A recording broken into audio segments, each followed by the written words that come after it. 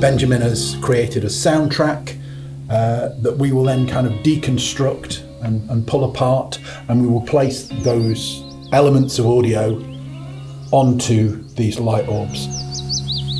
This is Squidsoup, and we're collaborating with them to develop an immersive experience called Voices of Nature, recording voices of children from all over the UK who have got something to say.